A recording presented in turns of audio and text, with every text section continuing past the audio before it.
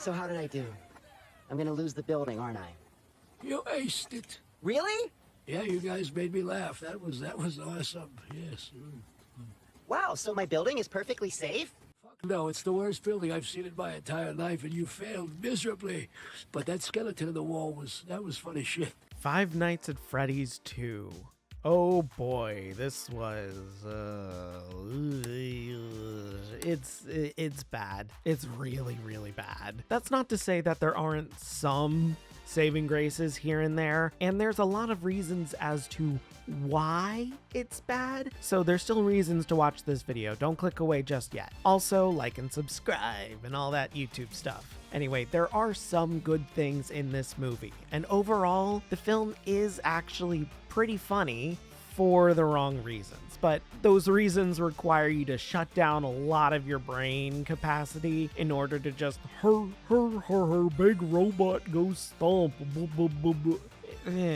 I do think some of the aspects of this film are better than the first, which, by the way, go see my review for the first one if you haven't already. The main thing separating the two is that this movie does not have a random fort building montage.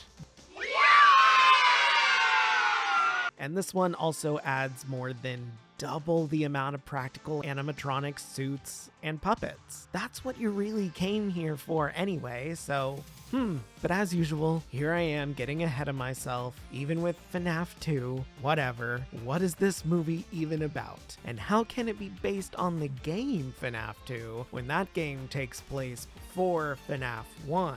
Okay, this isn't going to be a lore video. Check out Yeah or Game Theory for that. There are so many other lore videos out there. Five Nights at Freddy's 2 takes place a few months after the events of the first film. Mike and his little sister Abby are now trying to renovate a new house, while Abby is also trying to get a science fair project ready, and also missing her animatronic friends who aren't at the pizza place anymore for some unknown reason. While that is going on, Mike is starting to date Vanessa, who is struggling to come to terms with the secrets of her past and her murderous father. And while all of that is going on, someone new has now entered the quote-unquote first Freddy Fazbear location in order to unleash a new haunted animatronic known as the Marionette. So right away, there's a lot to take in here. The story is expanded on, there's a new location, a bunch of new animatronics, including toy and withered variations of the original suits, and even a few surprise cameos here and there, which is very interesting. There's even a couple animatronic cameos hidden away in the background that I am very sure will come up later on in the series. Some of these suits and robots are absolutely going to play a part in the third movie. They wouldn't have been made unless they were already being set up for a third film. All of these suits are practical and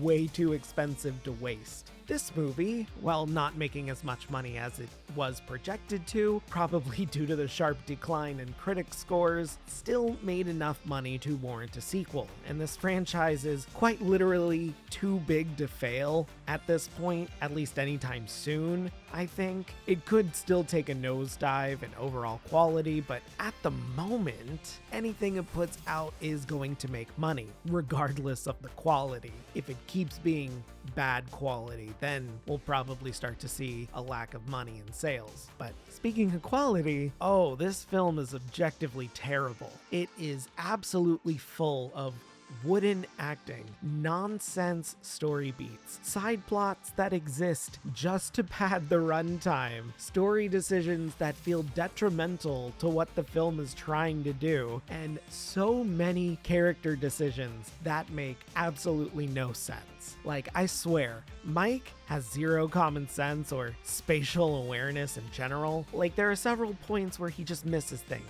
For example, he misses a note taped to a glass door that he supposedly walked through. You just see him standing in front of it and not seeing this note. Like, what are you doing? Or later, he ignores an incoming killer robot in order to just type at a computer. And later, he even tosses away a MacGuffin when the danger is still present. It is wild, some of the decisions they make him do. Of course, it isn't all bad. Like I said before, this film is very funny. Some of the line deliveries are so far out of left field that you can't help but chuckle at them. Others are quite on the nose, and they just kind of work, like Chica referencing Jennifer's body, only because Megan Fox is voicing her for whatever reason. I get she can never escape that movie. The main attraction though here are the animatronics. Each and every one of them looks astonishing. The toy group looks amazing, but the withered ones are especially game accurate, and they just look so good. And all of them get plenty of screen time as well. The only one that feels a little meh to me is the Marionette. But everything else we see just works incredibly well. Amazing props to Jim Henson's Creature Shop for making the suits and the puppets. I thought they kind of hit a slam dunk with the first ones, but there's so many and they look so good. It really is something cool to see these things put into real life as accurately as possible. It's really neat. And honestly, it gets me excited to potentially see my favorite at some point. Monty. They don't understand you. Speaking of animatronics, I have to go over their voices. Of course, I mentioned Megan Fox as Chica, which is a choice. I genuinely don't know why they chose her for the role. Her previous voice acting, especially in video games, was... Serena's right. Because of Quan Chi's magic, my realm's people are no longer poisoned by sunlight. That blade's enchanted. We can't help what we are. That we feed on blood doesn't make us evil. It wasn't great. And for some reason in this film, she's given the most lines out of all of the other animatronics. Why?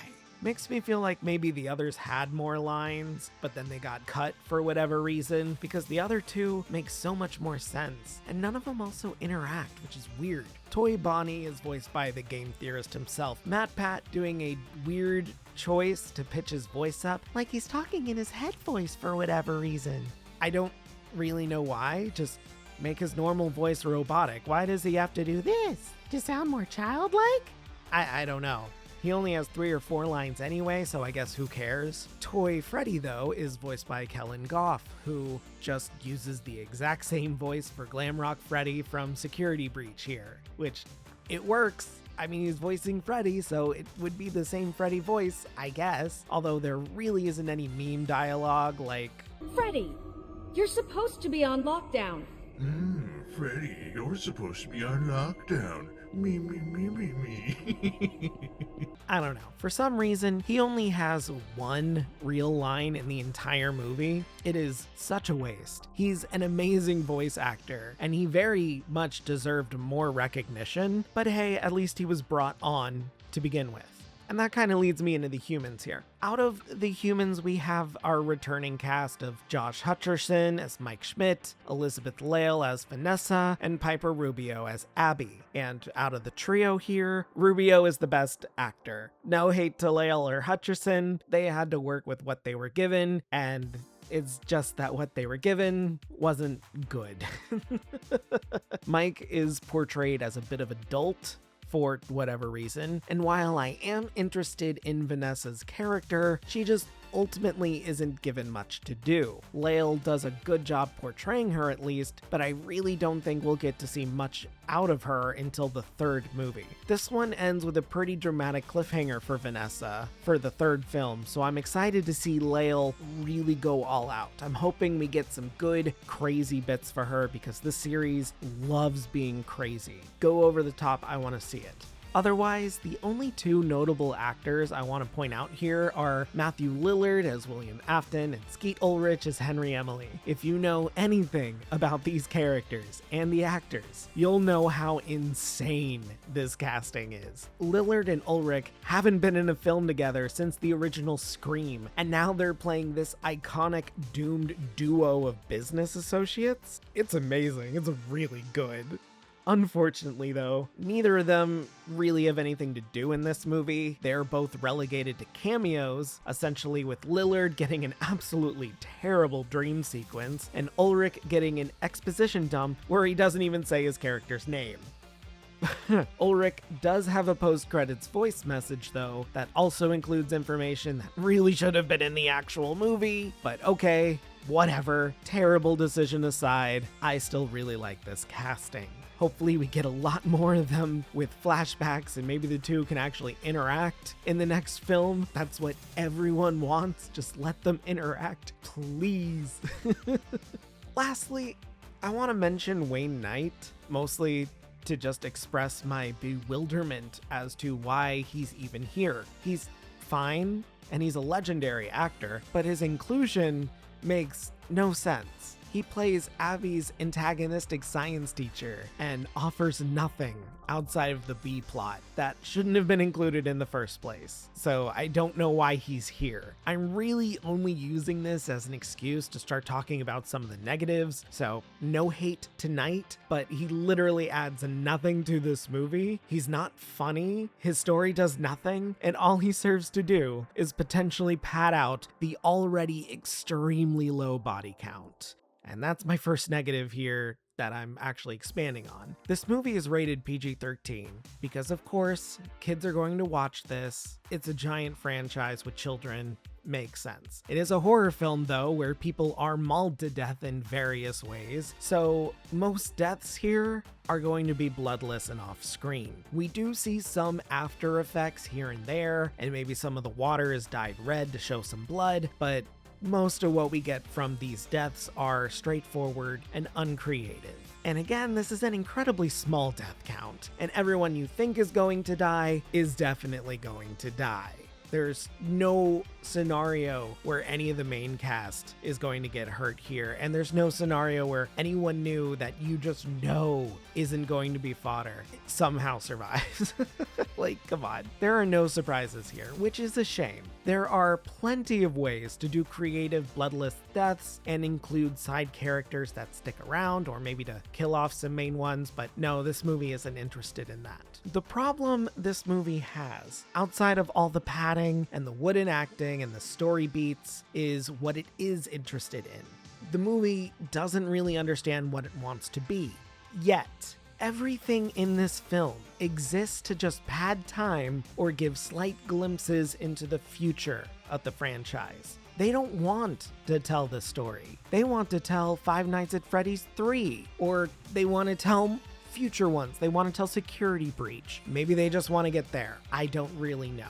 But there is nothing concrete in this movie. We learn about the Marionette. We learn about Henry Emily. Kind of. Vanessa's character has a very tiny arc. All of these things exist, not to make this movie good, but to set up future installments. So what do you do with a movie that only exists to prep for the next one? I'd say it suffers ultimately from being the second film in a trilogy, but it doesn't feel like it's even trying to be a trilogy. They are going to try and make as many of these movies as they possibly can, that goes without saying, and there really isn't anything we can do about it as long as they keep making money. That's what all of this is about. Personally, I am excited for the third film, only because I can definitely see where the story is potentially going, and while a lot of the story beats here are nonsensical or they completely change a lot of the game lore, I don't really care. If the film can have fun with it, I say that it can go as crazy as it wants to. This film is bad. It's terrible. It is not a good movie, but I did have a good time watching it, mostly because it was a lot of fun watching the changes they made to the source material and how they're setting up a bizarre future installment that looks like it's gonna mash together quite a few ideas. I don't think it makes any sense, but it seems like it'll be a fun ride regardless. These movies are fan service through and through, and it is quite fun to see how far the fan service can go while also changing a ton of it to be something more unique and strange. Keep on going, FNAF film universe. I'll keep watching. You're insane and wild, and I kinda like it. It's like a bad addiction. I wanna quit, but I need to know how it ends and how crazy and just how much nonsense it'll be. It's like eating chips and going, this is terrible, but you just keep eating them. Ultimately, though, I cannot recommend this movie, even to fans of the franchise. This is a bad movie. There is no point seeing it in theaters. The popcorn buckets are admittedly pretty cool, but it isn't worth it. Wait for the movie to come to streaming, then check it out if you're genuinely curious about the movie. But otherwise, be prepared for FNAF 3 coming in 2027 or something, I don't know.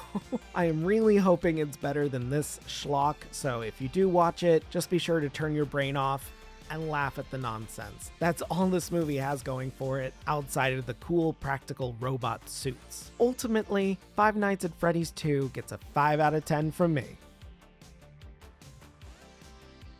Hey guys, thanks for sticking around for another one. I really don't know what people were expecting with this movie. Yeah, critics absolutely hated it, which makes sense. From a movie standpoint, it's just not there. It's just ambiguously bad.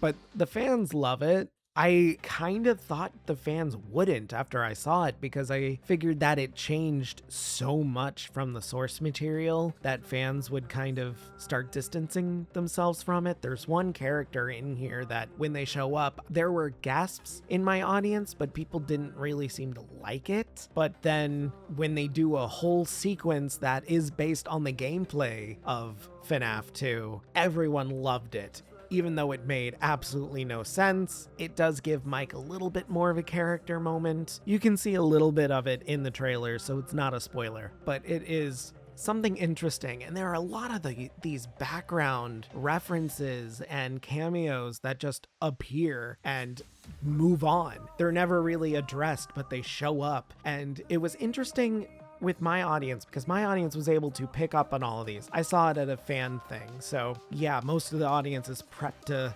digest it better. So when they see like, ooh, is that a Shadow Bonnie cameo? Ooh, is that a sister location cameo? Sure. Or Easter egg or something. Sure, that's cool. Let's go into that. It's a little bizarre, but it was still a little fun. I don't think this movie is worth it because of all of that, but it's still a genuine fun ride, even if it is objectively terrible. Just go in knowing it'll be objectively terrible, and I think you'll have a good time. That being said, though, I know some people who absolutely loved this movie. Don't ask me why, but they did. So, I don't know. What did you guys think? Did you like this movie? Was there anything you wish it did differently? Are you excited for FNAF 3? I don't even think it's been announced yet, but we know it's coming. Anyway, let me know in the comments below. After that, don't forget to like this video, subscribe, ring that bell so you don't miss a video, and yeah, that's it. Have a great day, and if you're not, have a better one. See ya. I'm just a ghost in your stereo, the fading memory of a shipwreck in the undertow. You're just a lost soul, and I'm just a ghost in your stereo.